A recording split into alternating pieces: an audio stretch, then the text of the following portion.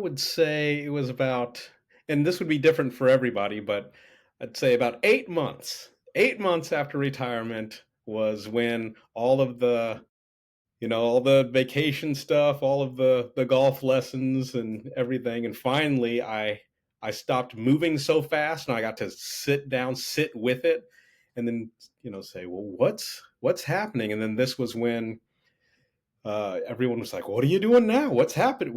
And I was getting the praise, but at the same time, uh, the world was going on without me, and I was just I felt I used to be somebody. I used to be important, and instead of then I'm just walking around the store trying to see if something's on sale today, and now I'm just some regular guy. But I used to, well, at least I felt like I had, I carried some weight, and I was, since my job title, I was this. Right. But now when people, hey, what are you doing? I'm retired, and then that's it. And then people That's the end just of the move on. conversation.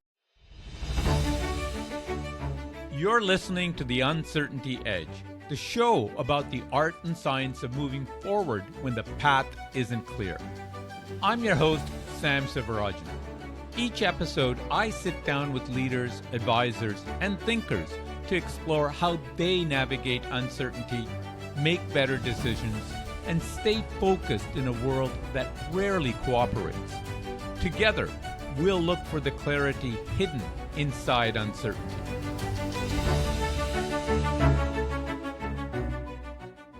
Hi, everyone. I'm Sam Sivarajan. I help decision makers navigate uncertainty with clarity and confidence. Whether you're guiding clients through complex transitions, leading teams through disruption, or facing your own pivotal moments, this show gives you frameworks and insights from leaders who've mastered high-stakes decisions. Today, I'm joined by Nick Shelton, author of An Introvert's Guide to World Domination and a thought leader on navigating life's most challenging transitions. Nick's journey from the Air Force to the oil and gas industry and ultimately to early retirement at 49 gave him firsthand experience with what he calls the identity crisis that comes when achievement stops defining who we are. His 6-phase framework helps people rebuild their sense of purpose, whether they're facing retirement, career disruption, divorce, or any moment when life demands we reimagine ourselves. Nick's insights offer a powerful roadmap for helping clients and yourself move from feeling unmoored to rediscovering meaning. Get ready for a conversation about purpose, reinvention, and the courage to build your next chapter. Nick, welcome to the show. Thank you for having me. It's an honor to be here. I think it's a very timely conversation that we're having. I feel this is a topic that many of our listeners can resonate with. Nick, you've had quite the journey. As I said in the intro, you went from Air Force to petroleum chemistry to retiring at 49. Yes. Can you share how these experiences have shaped your understanding of identity and perhaps what might have sparked your realization that retirement wasn't just about having the financials in place? Right. Well, if we go back to the military part, the Air Force, a lot of times the good thing about that is exactly how you fit into that structure. They will let you know this is your spot, your job, exactly where you're at and what's expected of you, and it's a beautiful thing. But then when you get out of that and you're used to having that structure, then it's kind of like you're in the wind again. And so for me, I felt that being unmoored, that feeling of loss of structure once I got out of there. But then when I went to oil and gas, once again I was plugged in. It wasn't as strict and set up the same way as the military, but it gave me my purpose for the time. So my identity was wrapped up in the military. My identity was wrapped up in my job, my achievements, and how well I did my job. And then the same when I got into the oil and gas, it said, okay, this is who I am now and how well I do it. And so I built my life around that. That was like my North Star, my mission for the military and then for the oil and gas. And then when I left that to the, I won, right? And retired. But then all of a sudden, if you spend all of this time and all these years with your identity wrapped up in something, and then all of a sudden it's not there, then it really leaves you lost and looking for that purpose. And that it's the same with divorce also. When you go through a divorce and you're used to being with this person or your family in a certain way, and then suddenly it shifts, because I've been through a divorce as well, and it shifts, then all of a sudden your identity was I'm this person, and now it's completely different. It shakes up the box, so to speak. I think it's interesting. We'll come on to this, the achievement element of it, which I think is fascinating in and of itself. But what you said about structure resonates deeply with me. I think we're all products of structure. And I can tell you personally, I used to hate the idea of structure, or the fact that structure was important. I would deny it. And I've come to realize that, yes, I like my vacation. I like to go for that week or 2 weeks to get something different from the day to day. But I realized afterwards that I miss the structure. I miss knowing that this is what you're supposed to do when. And I suspect that most of our listeners, if they're listening to this, that they can nod their heads along, because I think we underestimate the importance of structure in our lives. And I've seen research, for example, that prisoners, right, people that have gone to jail, that one of the biggest challenges that they get when they come out is the idea of structure, right? They had a very, I'm not suggesting that the military was like a prison, but I mean, Right. it's very, very structured life in prison, right? You get up at this time, you go to eat at this time, you go out and exercise at this time. And having spent a significant portion of your life, you unfortunately are incarcerated, you come out, you will need something to replace that structure that you had grown used to, right? Right. And I think that a lot of your listeners, I know that are in the financial advisement space, so they're focused on the financial part. But even with that financial part there, for some reason, we're all taught that if that is in place, then everything else just falls into place. But it is very important to, in addition to that, sure, you need your finances in place, but then you also need that some kind of structure to. And I was the same way, where if you would have asked me when I was younger about structure, I'd be, no, I just want to be free. Correct. And yes, freedom can also be in a structure because, yeah, it's, No, I totally agree. I think people yes, forget freedom isn't absence of structure. Freedom is around structure, because yes, the things that you've got structured allows you to not think about those things and be free to do other things. And the analogy I always use is, if you think about professional sports teams, they practice, practice, practice, practice. And so there is structure. Okay. yes, Yet when they're practicing plays, whether it's football, whether it's basketball, whether it's hockey, but when the game comes, those plays never go exactly how is their practice, because there's an opposing team, there's weather conditions, what have you. But the structure that they put in place, that practicing within those framework, gives them the freedom and the flexibility to be able to innovate and to be able to adapt in the moment, because they're not thinking about these other things that have now become muscle memory, right? yes. Yes. And so, yes, structure is very important. So without it, what happened with me was, and this happened when I got out of the military, and then it happened again in the retirement, was I went into, well, first, there's this liberation. Yeah, I can do whatever. And then after a little while, it was like this loss of purpose. And I felt like I was like vanishing. I got really depressed and everything. But the interesting thing about it is nobody knew, because people would say, "Oh, well, did your family, were they asking, were they concerned?" I said, "No, everybody, family and friends were like, oh, you did it. You won. Right. You did this great thing. I was supposed to be, I'm setting the example. What everyone was trying to do, I did. So they're like, oh, you're good." But I was thinking, no, I'm not good. But everybody had the perception that I was. And that kind of makes it even worse, because then you're trying to, well, you can't, it's hard to say, no, I need help, no, I'm in a lot of pain when everybody is celebrating you, saying that you won. Well, and I think you hit the nail on the head. I've had those conversations with others. We're taught to celebrate, to look forward from the start of our working life. We're supposed to look for the time we get the gold watch and we can retire, right? That we go Yes. play golf, travel, whatever that you want. So the idea that you come out at the other side of it and say, I'm unfulfilled, I don't have purpose, I think most people are inclined to believe there's a problem with us, right? That this isn't, there's something wrong with us because we're told that this is what we should want. So your point and your honesty in coming forward and saying that this is something that you went through will resonate with most people because it's something that everybody goes through. And I've said this often.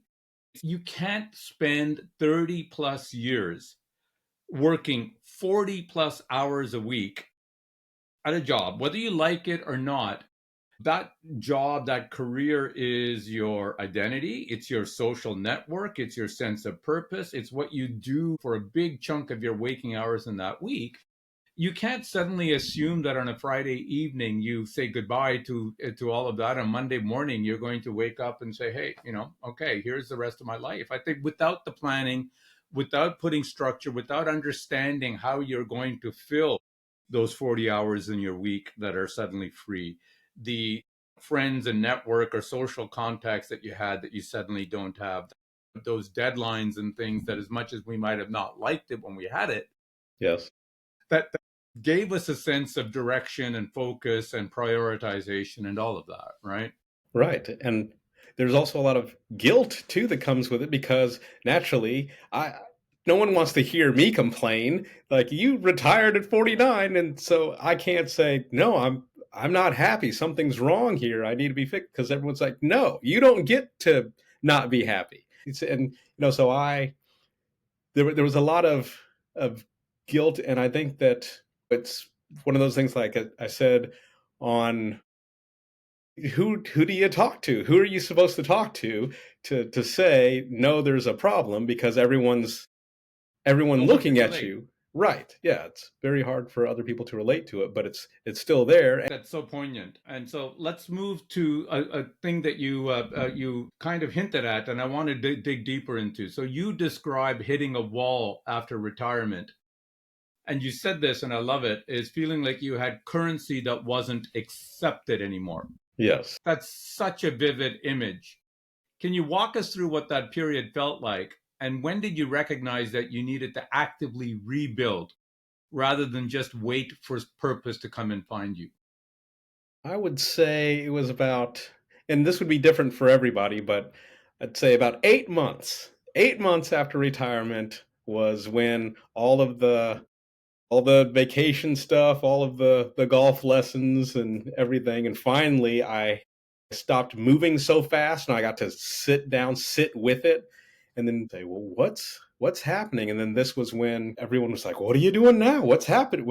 And I was getting the praise, but at the same time, the world was going on without me, and I was just. I felt I used to be somebody. I used to be important, and then I'm just walking around the store trying to see if something's on sale today. And now I'm just some regular guy. But I used to, well, at least I felt like I carried some weight and I was, since, my job title, I was this. Right. But now when people, hey, what are you doing?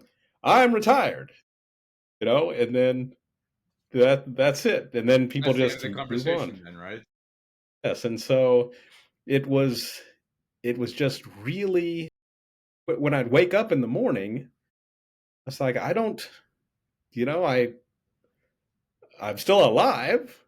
I don't know what am I supposed to be doing because everybody else, especially when you retire early, if you retire later, then maybe there's a bunch of other people that are retired that and Right. you go, "What are you guys doing?" But when you're the first one in your group, everybody else is still going to work. Everyone else is still doing, and your family, they're still doing their thing. And then I needed to find something because I felt like I was just fading away, like I was a ghost. And the currency thing, like I had all this currency, and now it is no. it's of no use in this new life. So then I said, well, I need to get out of this slump. I need to do something. I need to find that new North Star. I need to find a new mission. And then that was when I was laying in bed one night and I was like, if I only had like a reset button that I could hit and start this over. And that's how I came up with the idea of my program, the reset button. But it was because I had to rebuild myself from scratch. Mm. And then I said, well, I'll just document it. And this is kind of like when we mentioned earlier in the intro, my book, An Introvert's Guide to World Domination, is being an introverted, shy, and socially awkward person. I had to navigate my time in the military and in the business world. And that was it was tough because I'd see a lot of more extroverted, outgoing people, and they'd have these opportunities, and I wanted to get access to those opportunities. And I said, well, how can I do that with my personality type? Hmm. And then when I observed, because the superpower of introverts is observation, I would observe and say, okay, well, what can we do here? How can I break this down? Not that things that I could do, but that I would do. And I took a little bit from the military. In the military, they do procedures. And so the making of the bed and basic training, everyone's seen the movies, and they break it down into such simple steps that a genius or the opposite of a genius, everybody learns how to make the bed the same way. For the introvert networking thing, I broke it down into steps that I could follow to do it. And then so for this also, I said, well, if I need a new mission, if I need a new North Star and to rebuild my life, let me be the guinea pig and let me go through the steps to rebuild it. And then I will document that. And because I can't be the only one with this issue, and then I will help other people. And that's what I'm doing now, is helping other people who feel like they are lost or without purpose, or there's a major life transition where they say, I wish I had a reset button that I could hit this and then we can start over and rebuild, reset. Now, I think most listeners of this program would be hard pressed to see you as a retiree in the traditional sense, not what we picture. Can you talk about first your interpretation of retirement? And secondly, you talk about two distinct life phases, which intrigues me. Number one, the achievement phase, and number two, the relationship phase. Yes. I think you termed it the warrior on the plains versus the tribal elder in the tent. I like that Yes. imagery. How did you come to see this distinction? And I guess what makes this transition so disorienting for people who spent decades excelling in the achievement phase? Excellent question. So first part of that on the retirement, for some reason, I had just pictured like boating. I just said, oh, when I retire, I'm just going to be on sailboats. Maybe I'll be on a yacht or something too, and I'll just be sailing all the time. Right. I live in Colorado. There's not a lot of sailing going on, but I initially moved to Mexico when I retired. But after you're sailing for a bit, you still, you know, it's, I didn't imagine it past that. I think I imagined my retirement for about 6 to 8 months, which is how long I lasted before I hit that wall. But you don't really picture it like, is this 40 years of this? So there was, I think we're all trained. So the phases, the achievement phase, where we're all pretty much trained to do, which is our identities wrapped around what we do and how well we do it. And then we shift into that phase. So the warrior on the plains versus the village elder, tribal elder in the tent.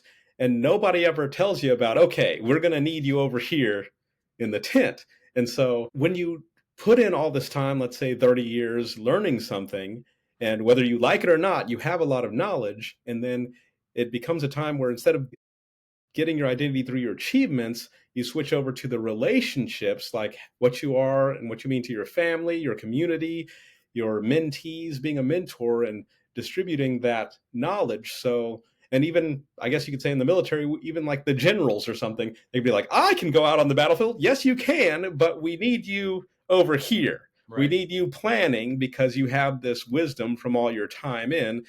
And we're not saying that, sure, from time to time, if you need to go out there, yeah, go out, but then come back because we need you in this stage. So we're all trained for that achievement part, but we're not really trained for that, the relationship part, where now you kind of step back from identifying yourself as the warrior on the plane, and now you're more of the tribal elder where you help guide people. You make these relationships. You can be a mentor to somebody, and you can live more of it's a different style of how Right. you orient yourself to Right. the world.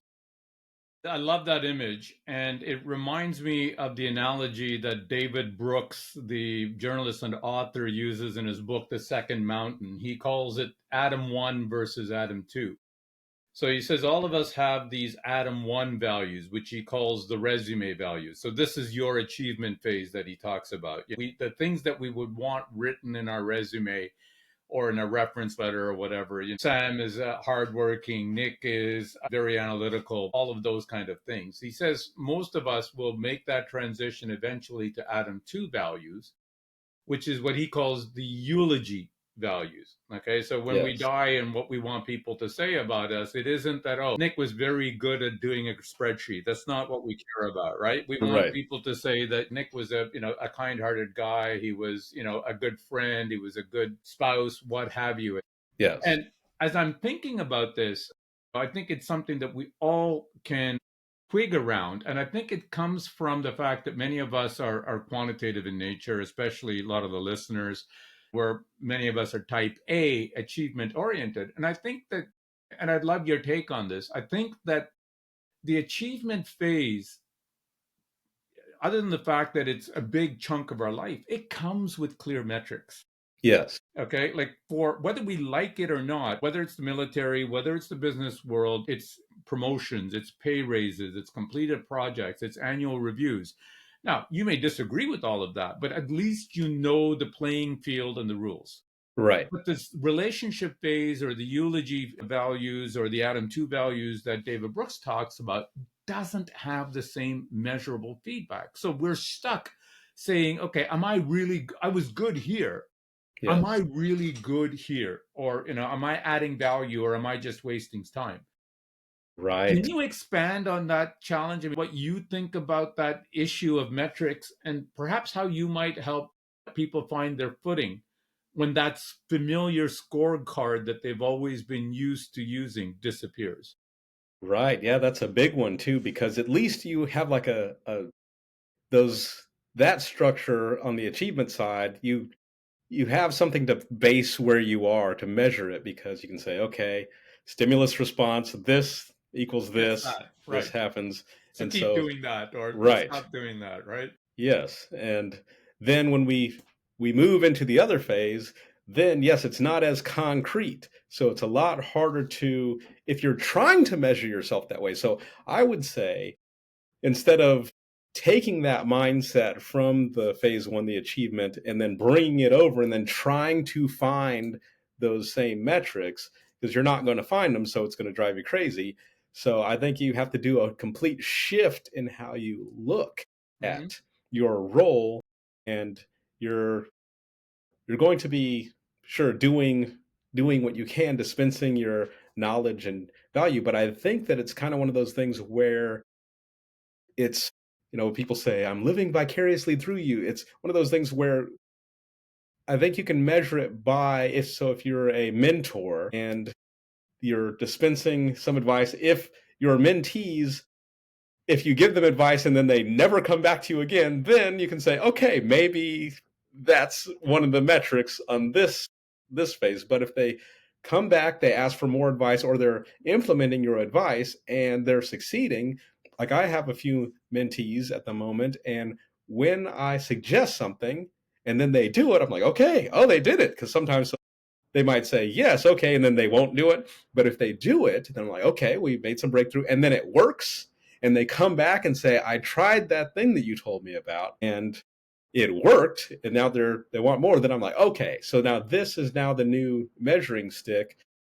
Their success is my success. So I'm getting my success, instead of just in the workplace, you run some tests or you have a conference and you have those measurements. Now when I am mentoring somebody and they're having success from something that I helped them with or advised them on, then I feel like I'm winning through that. Or it doesn't even have to just be like a mentor thing. There's a one of my new missions these days is when I get out of bed, I say, I'm going to make someone's day today. I'm going to make a miracle for somebody today because it just somehow it fills my cup too, helping somebody. And I don't know how it's going to be. Just when I wake up, I say, I'm going to make somebody's day today. I'm going to be the angel for somebody today. And I don't know what form it's going to take, but when I do it, then I feel somehow that I've shined a little light on them, and I win the day by making somebody's day. So it's these little things, I but it's love not that. as I think you're concrete. absolutely right. I think we have to change the way we think about it. You don't have to change the world. You just have to make a difference, however small, however little that it's there. My wife always says to me that you can make a difference by letting somebody cut in front of you on the highway, right? Yes. You can make a difference by saying good morning or smiling at someone that has a scowl on their face, and she's absolutely right. But I think Yes. we're conditioned to believe that it has to have a much bigger impact than that, right? And I think that one of the sayings that has always resonated with me, although I'm still trying to figure out how to apply it, is that we need to learn to measure what we value instead of valuing what we can measure, right? Yes. Yes. And I think this is exactly what you're talking about. That there's a danger of falling back into that same thinking of the metrics that we use, because that's what we're used to doing. But we should learn to actually develop new scales and new metrics, and that's exactly what you're talking about. Whether it's Yes. win the day that you wake up, or working through your mentees to kind of say, okay, is this something that they're implementing, and if they are, then your relationship, your advice, whatever, is having an impact in whatever shape or form that you've got. Yes. Yeah. Problem solving is a big thing. I notice there's a lot of people that aren't good at problem solving. Uh, and so if you having the experience, the extra experience, if one of your mentees, or maybe it's just someone they don't have to be an official, you don't have to be their official mentor, but if you see something where you say, oh, because it might be easy for me to figure out something where somebody else, they say, hey, the printer isn't working. It could be something simple like that. And you say, oh, yeah, you just do this. And then, but it could be something really small like that, or it could be something big. But we have in that second phase, even in the first phase, you can look at things and you might have some more experience, and you might be able to help somebody else with some problem that seems very big for them, but for you, it's really nothing. And it helps keep your Absolutely right. mind Right. going. You've given the benefit of experience. You start as an individual contributor, and then as you grow through your career, you're there to kind of mentor or help somebody that is a junior that is coming in. You might Yes. lead teams, and then to your point, it's sort of in a sense is a phase transition to this relationship phase in anyways, because Yes. your success is no longer about you yourself. It's about how you're able to empower others to be successful, right? Yes. Yes. Exactly. Nick, your reset framework applies beyond retirement. So, to people going through divorce, as you mentioned, job loss, or major career shifts. Can you share an example of how someone that you've helped has applied this framework in a different life transition when everything they knew about themselves suddenly changed? Yes, yeah. Recently, very recently, there was a young man who just went through a horrible divorce, and so yeah, so it doesn't always have to be about retirement. It's just any major life transition. But he went through a divorce, and a lot of divorces aren't pleasant, and so this one was not pleasant. But he said, "Yeah, I have to restart my life." He went from this magnificent giant house with all these toys and things, and then to a studio apartment, and he was used to tucking his kids in every night, and but then it was just seeing them on the weekends. So it's this huge life change. But the systems, I'm a systems guy, and I think you are too, to put the system in place. The systems that we put in place, it has to be different than what he was used to. He was used to, once again, the identity was this, and now he didn't know. He's, what do I do? I don't know. My whole life just like a switch was flipped and it's different. So the steps are still the same and we can go through some of those. So first thing is just an audit. And so we do an self audit. So not, I know audit can have some bad connotations. Feel like, I don't want to be audited. Yes, I understand, but this is a positive audit because, it's just this self audit to see the baseline. Where are you at? What are the things that you still have? And then what are the things that need to be released? And just let's see what assets and liabilities, not just financial wise, but just everything, do a full self audit just to see what we're working with. And then from there, because it's hard to change or dial it in and create this next phase, whatever that's going to be, if we don't know where we're at. So we always start off with the audit, and then we honor and kill the old story, and then we rebuild. And I think in another conversation, I talked to you about this on, like, if somebody was writing a script for a movie, or if there's those role-playing games like Dungeons and Dragons, people create characters. So if you're writing a movie, so why not? Back on the phase thing, I felt like that first phase of life for me, I felt like I was given that. And then now in this phase, I said, well, that's gone. And now let me create. I was given that one, but I can build and create one that I want now. And so the same with this young man that I was helping that went through the divorce. Now that's gone, that life. So there was a YouTube video where somebody said, in another life, maybe I can do this. Well, your other life starts now. And so we don't have to just do anything drastic. We can figuratively, in that one, honor it, let it go. Then we rebuild. We take the parts of it that we still have that we want to carry forward. And then we add in, okay, who am I going to be? What would I like this chapter to be? And yes, it's still, I'm not saying that the divorce isn't painful, or even like the early retirement where you hit the wall isn't painful, but we have to shine some light on it and then decide, okay, well, what are we going to do now? And we we rebuild the core, and then we get our environment. We curate our environment to match that, and then our mind, our presence, and then we'll start, like, this person, now his social circle was kind of built around his marriage. Right. And so all those friends, we have to say, okay, well, who went, on that side, and then who's still over here. But then he can, with this new him, we can't just let him mope in his studio apartment. We have to get him out. So now, and I don't know how deep you want me to get into this. Yeah, go further. I mean, you're building his new life. You're helping him build that new identity, right? Yes.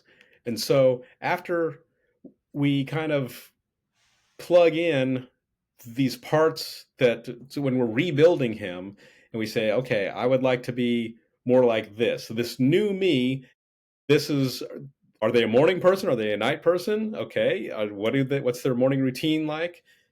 What do they eat? What would you like to do? Because, you can say, well, this is what I do. Okay. No, that's not you anymore. If you could just choose, is there like a role model that you have, then you could just take some of their behaviors, write it all down, and figure out, okay, what are we going to be like? What's this new me? And then we introduce you back into the world with this new you. So, and these are adjustable for the person, but the defaults, I say, are a cooking class, a dance class, and a language class. And so then that gets you back out into the community, and it's kind of intimate because, the cooking class, you're working with someone to create this meal, and the dance class, it's, you're touching somebody and you're talking to them, you're communicating. And then the language class, you're completely butchering some language with a group of people, and so you're bonding. When you're talking with them and you're introducing yourself as this new identity. So now all these new people know you not as, so if you were in your marriage and your identity was that, now they don't know that they know this you that you're coming to the table with. Or if, like in my case with the retirement, instead of me introducing myself as my job title from before, Right. now I'm introducing myself in a totally different way. So where the new me is out there and getting reinforced by this new social situation. These interactions you've got. No, let me unpack everything that you've said because I think it's fascinating. I mean, you're obviously clearly talking about tapping into that authentic part of your personality. You're not creating a false persona that you're going out there. We all have multitudes within us. And as you say, the parts of your personality that you emphasized in your earlier life might not be the ones that you want to focus on your later life. But there's a lot that is being written that's been talked about that, like, look, at the end of the day, our life is really a story that we concoct and create. There are various events, there are various experiences, there are various data points. And it's us that are connecting those data points and those experiences to tell a coherent story, right? Yes. And so this idea of identity, I think, has got a huge amount of currency right now in behavioral research and behavioral science, and it's tapped into in all sorts of places.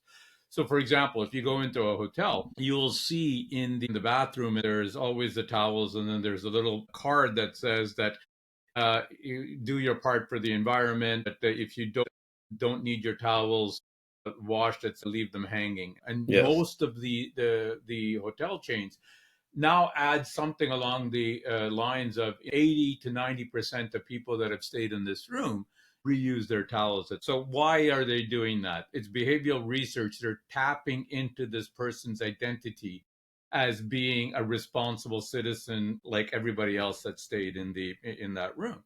Yes. I think we see this in, for example, like in financial advisory, a world that I'm very familiar with is that, look, part of it is that clients come in and they panic.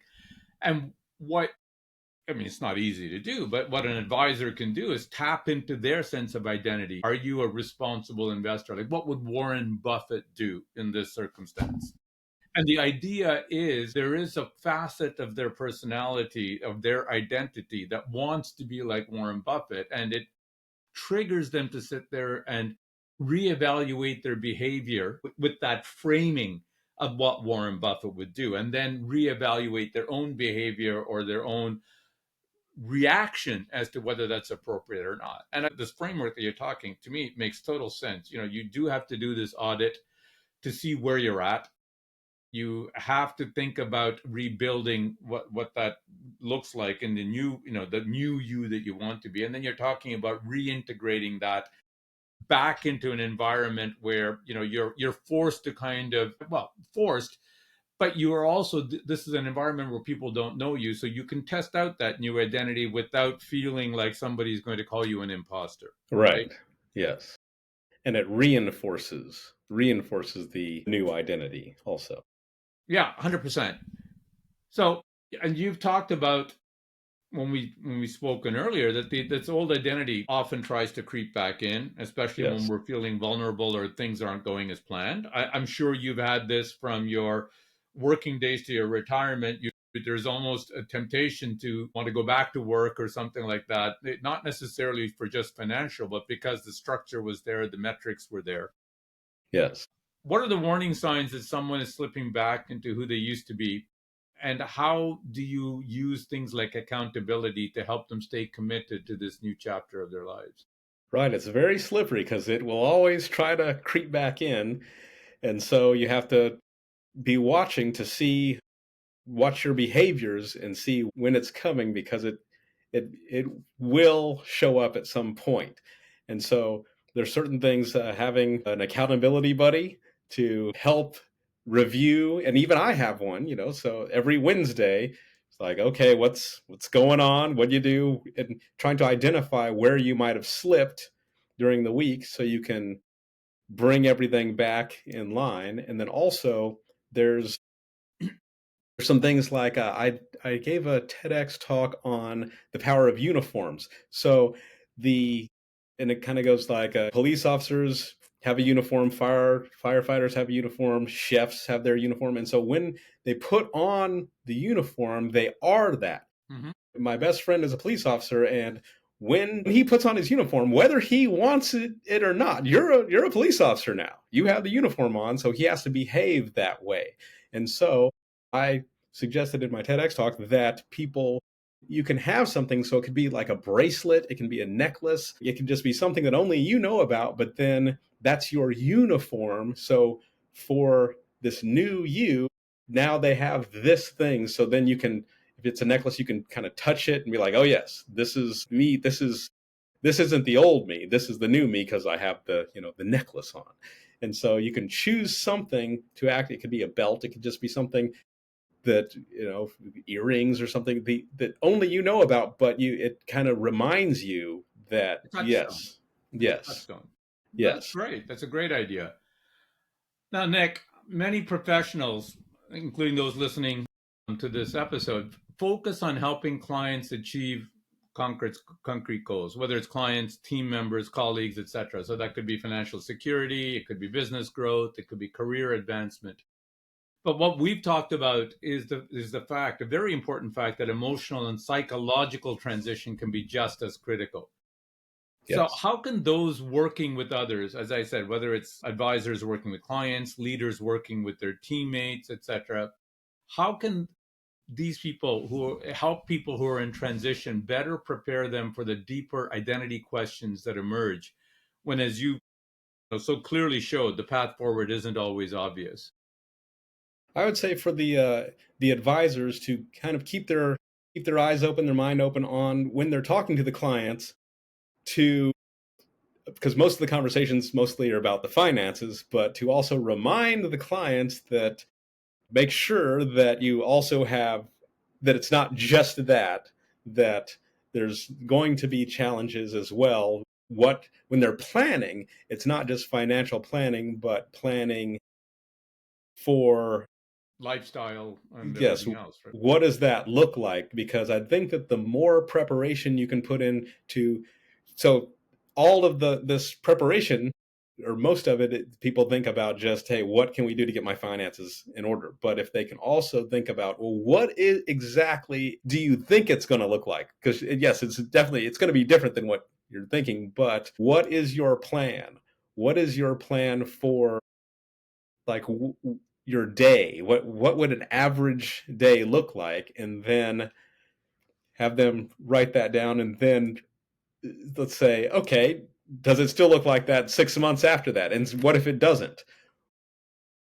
What are the other contingencies? Because people need to actually think about, everyone's living a lot longer these days. So no matter when you retire, even if you retire at 70 years old, you still might have another 30 years in you. So what is that going to look like? And so I'd say for people to plan that, but also I think a really good thing, once again, do that personal audit. But I would say everybody, pretty much everybody, when they were achieving and building their careers, they sacrificed something along the way. They sacrificed something that they used to love and enjoy doing, and that falls by the wayside. And a lot of times you don't even think to look back. But I would say a good exercise to encourage clients to do is try to think of some of those sacrifices that you made, that you used to love. And it could have been sacrificing, for your family, for your job, but there's some kind of thing. Like, I used to write poetry all the time when I was a teenager, and then I'd say once I turned maybe 17, I don't know if I've written a poem since then, Mm-hmm. and so that's one of the things I say, wow, I used to love that. Maybe let me revisit that and see if it still has something there, because maybe I revisit it and nothing, but maybe I go, oh yes, this really, there's something there. Maybe some writing stories. There's something that I think everybody has, something that they can look back on, and that they gave up, that maybe they'd like to revisit just to Revisit. see, and they're probably going to find something that can light a little fire in them and say, yes, I remember this. I forgot, this brings me back to a simpler time, and that they can enjoy. But I think that's another thing that That's great. your listeners can That's great advice. ask clients. Now, Nick, we're coming to the end of our podcast. So I have a few final rapid fire questions for you that I ask all Okay. my guests. So, number one, Professionally, what is the most important lesson you've learned over the years? Ooh. Well, I guess for me, it's systems. I like systems. So I would say the most important lesson for me to be able to function is to either apply one of the systems that I've already developed or develop a system for whatever it is that I'm facing. And then with that structure, the structure of the system, then it's a lot easier for me to tackle it. So, and that might not be for everybody, but for me, I would say to either implement a system or make a system to apply to No, look, a I think that's situation. great advice. And I would say that I would suspect that for most people, they need some element of that for some parts of their life. Different people might need it for all elements of their life or all parts of their life. But I think all of us, whether we know it or not, we're using some sort of system or structure. It could be the morning getting up process from a routine that you've built in that you're going to do it. It could be your gym process. It's a process or a system or a structure doesn't have to be very formal or doesn't have to be in a computer program or something like that or in a spreadsheet, but it is something that you follow in a systematic way, right? Yes, guidelines Some so you know where you're guidelines at. so that you're not always thinking in the moment. I think like we all kind of, if you think about it, it's automatic. There's research that says that we make about, I don't remember the number exactly, but something in the order of 70,000 decisions per day. Wow. Okay. Yeah. And obviously, we're not thinking about all of those. Most of those are automatic and they're systems from the way that we enter our car to the way that we go enter our bed. We're not rethinking each time that we go in to say, okay, how am I going to go get into bed to go to sleep today? Right. There's a system, right? There's a Yes. structure, there's a process. It just becomes routine and a habit. Yes. Nick, number two, what is one practical tip you would offer listeners keen on applying your insights? Start with that audit.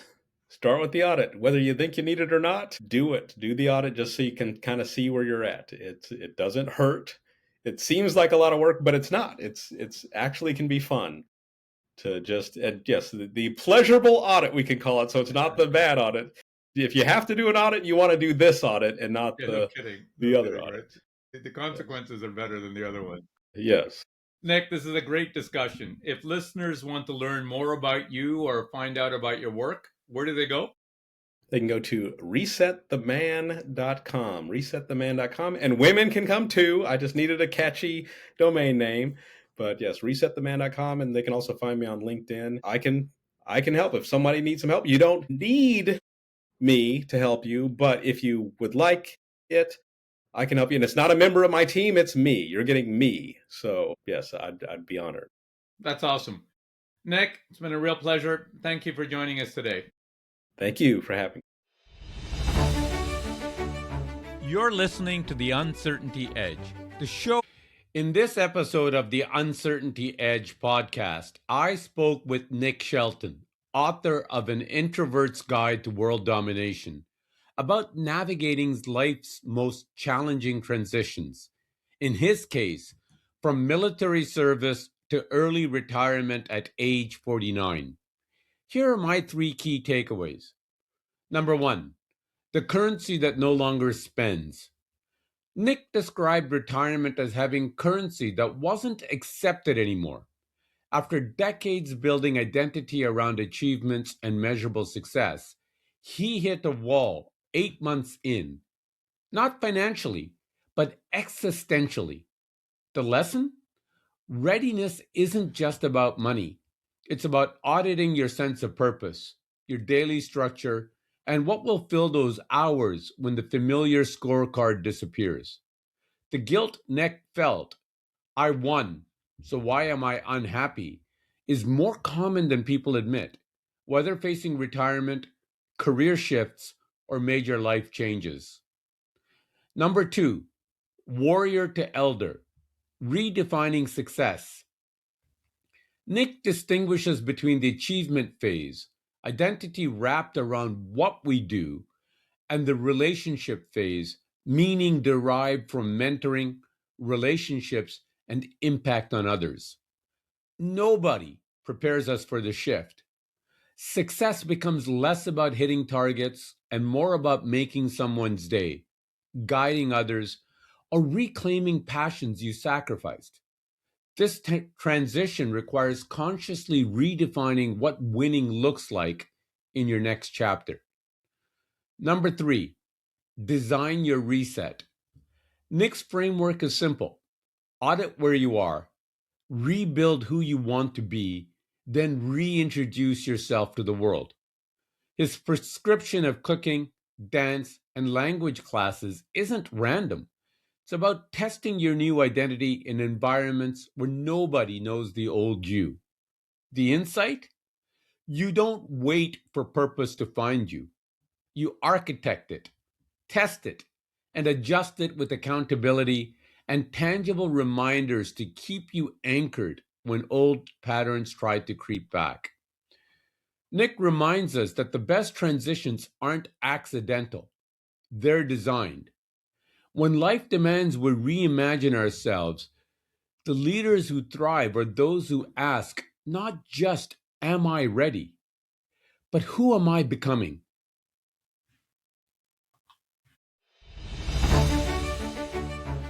Thanks for listening to this episode of The Uncertainty Edge. If today's conversation sparked something, subscribe to the podcast so you don't miss an episode. You'll get practical tools, deeper insights, and new episodes every other Tuesday. Please leave a review wherever you get your podcasts.